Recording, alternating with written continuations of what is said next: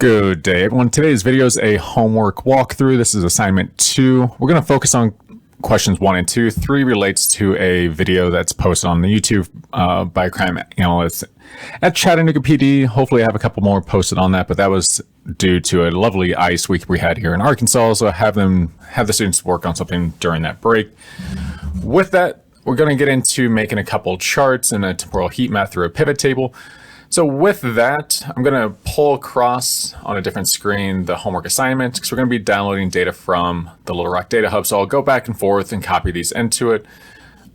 But for now, let's just get into step 1, which is adding a year and then filtering down to, oh, I have a typo in it. Shh, that should say 2022. With that though, 2022 crimes. To where we have only 2022, and then from there we're good to go. I'll see homework wise if I have to update that, but 2021 or 2022 is fine because I can do that pretty quickly when the data set's made. So with that, we're in the Little Rock Data Hub, Safe City, and we have used this multiple times, so we know where to go for this crime data. You can see I've selected it multiple times.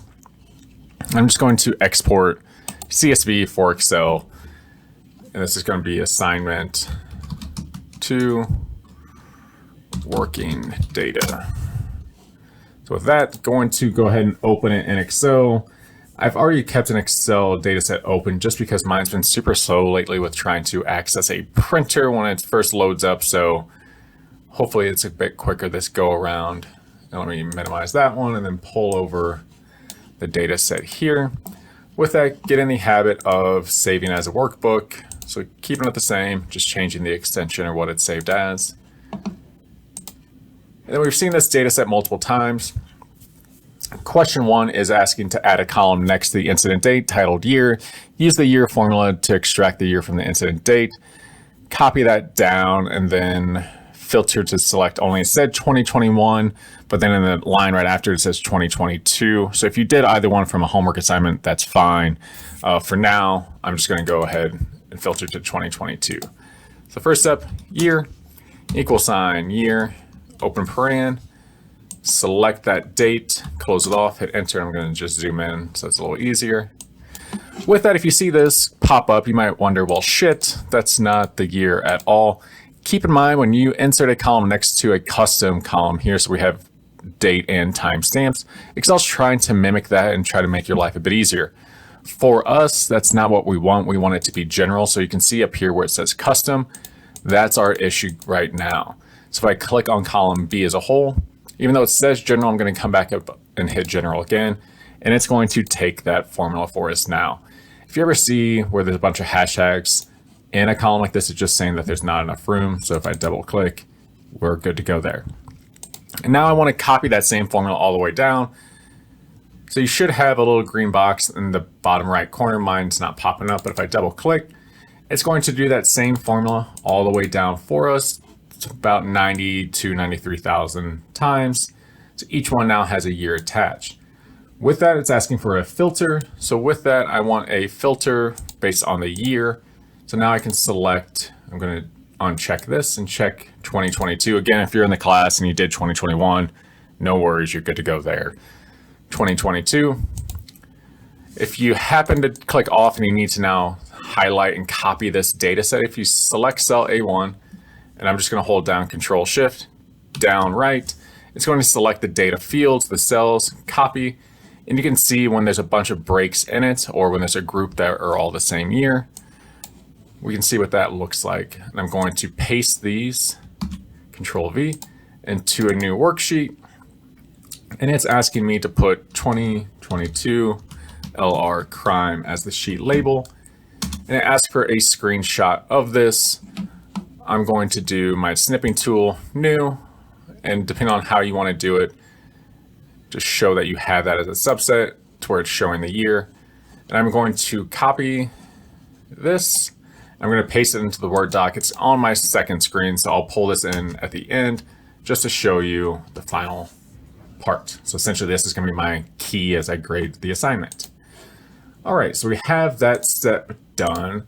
Now we can move on to the second part of the question where it says in the 2022 subset, Add the month, day of the week, and hour of the day as columns, creating a then chart with the aggravated assaults by month.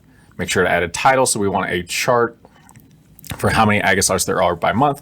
And then we want a temporal heat map for hour of the day and day of the week for motor vehicle theft.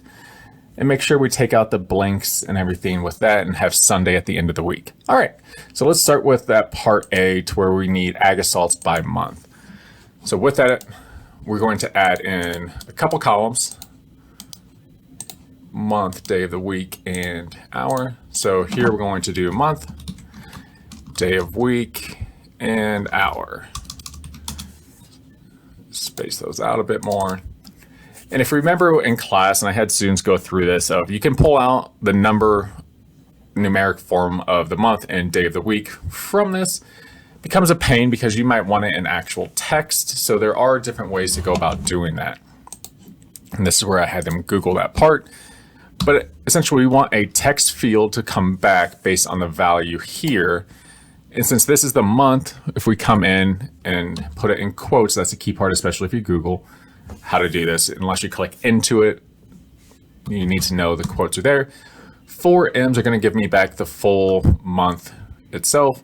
If I did 3, it would be the abbreviated month version of that. Nothing wrong with it. Copy that down. Similar for the day of the week, we want a text based on our value here. And this time, instead of using 4 M's, we're going to use 4 D's. Close it off, and that's going to give us the full day. If we did the same part but changed it to 3, it would just be the abbreviated day of the week. Either one works because it pulls it out in text form for us, so we're good to go. Similar for hour, we just need to type hour and tell Excel where to grab the hour, the timestamp for us. Pull that in. We know it's military time, so we're going to have 0 through 23. And now we have our temporal fields for this assignment. Again, it's asking to make a chart based on the number of ag assaults by month. So with that, we will also need a filter at some point.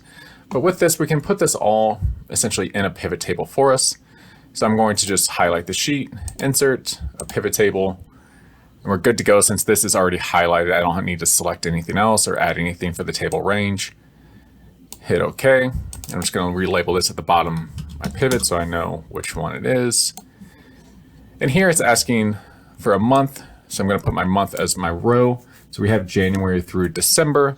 And I need to now have a count. So I need a count of how many ag assaults there are by month. So I'm going to put in my incident number because every row in here in the data set has an incident number. So I just want a count of how many there are by month. So when I take my incident number, I'm going to put those in the values, and that's a count. Now keep in mind, these are all crimes. So with that, I need to now apply a filter based on the offense description. With that, I can hit the drop-down menu up here. And now I'm only interested in aggravated assault. And you can see it's a subset of that. So we have just under 3,000, but it breaks it down by month for us. With that, it's now asking to insert a chart that has the count by month. When you're in a pivot table, pivot tables give you the option to make charts out of them. So if you come up to the top, you have different options when you get into the pivot table. When you click out of it, you lose those. But now in pivot table analyze, you can do a pivot chart. And it'll pull up ones that it recommends for you. I'm fine with a cluster chart. You can also do a line one if you prefer that image of it. Column or even bar, it just changes how they're displayed on it. But for us, column works well for me. So now you can insert this in here. You could copy this out and make your own chart from this, or you can do it from within and then you can change the title. That's where I said to change that. Number of aggravated by month for calendar year 2022. So I'm specifying what crime we're looking at across each month and for the calendar year. You can go in and add the data label. So if I wanted to add, so I'm just clicking on the bar itself, right click, add data labels, and we can see the actual count for each one. So with that, I want to actually copy and paste this into the homework assignment because this is part A. So we have that. And for the part B of this one, it's asking for a temporal heat map based on hour of the day and day of the week for motor vehicle theft. So since I already have a pivot table open and I'm happy with this result, I don't need this anymore, so I can delete that out. And I can change my pivot table here. I don't need to format anything to now reflect day of the week and hour of the day. So I don't need my months anymore. So I'm going to remove that field and I'm going to make my hour of the day my row. Oh, let me Control Z. I'm going to show you my issue. Oops. In my Word document. I didn't realize it was still all tied together. So as I changed my chart over here, I thought since I just did a copy and paste, it would have been fine, but it still had it embedded within my Word doc and connected to the Excel workbook. So I'm going to delete that out of here real quick, and I'm going to change back to this. And this is where I'm going to take a screenshot of this again. So a new one, highlight over this, and just copy and paste. I forgot about the linked part from Microsoft product to Microsoft product. But with that now, let's get back into making that temporal heat map. So I no longer need my month, but I'm now interested in the hour of the day and the day of the week. And you can see when this pulls up, keep in mind we still have Ag Assault as our filter because we need a filter, but this time we need it for motor vehicle theft. So I'm going to scroll down from MVT. And you can see here that now I want to also kick Sunday to the end of the week. So if I right click on Sunday, I can say move, and I want to say move to the end. And now it's Monday to Sunday, and we have 0 to 23, so midnight to 11 p.m. With that, and what we covered in class is the lovely part of conditional formatting. So I'm going to highlight just our data within, and this will identify the high and low periods. So conditional formatting, color scale, and our second one will make our high ones red, our low ones green. And keep in mind the blank ones just mean there were no reported motor vehicle thefts during that specific day of the week at that specific hour. So here would be Tuesday at 3 a.m., Wednesday at 4 a.m., Saturday, Sunday at 4 a.m. So if you wanted to, you could go in and put, well, not within it, but you could show zeros. You can't just simply type it in. But this is your temporal heat map, and you're good to go with this. So this is what you would then insert in the chart or for the homework assignment. So you can also change these names to hour and day of week. And this one you can change out to where I just put a blank space in there, and it's a nice workaround to that issue. But now you have a temporal heat map that you can then copy and paste or screenshot over. Keep in mind, it's more so just getting students to go through these steps to make these. If it's a final product that's going on an infographic, I would clean this up a bit more so you don't have the drop down menus in that. But now I'm going to paste it in my other one. So now we have our three main tasks for the assignment 2. I'm just going to pull this back over. So we went in, applied a year column, filtered down to 2022, copy and pasted that into a subs data sheet. And you can see here our 2022 Little Rock crime and our year column. Going on to part 2, where it wants you to make a monthly count of Ag Assaults. We have January showing, so the text-based month, along with the counts and a title for the map or the chart itself. And then for the third part, it wanted a temporal heat map based on hour of day and day of week for motor vehicle theft. And we went ahead and made that here based on 2022. We have Sunday at the end, and we did the conditional formatting to where red is high, green is low for that. And again, we're not doing the third part because that's really if students are going to hear from future crime analysts, researchers that do some spatial work, crime analytical work. What are some questions they have for those types of people to gear up for the semester ahead? If you have any questions on this, feel free to reach out. Thanks. Bye.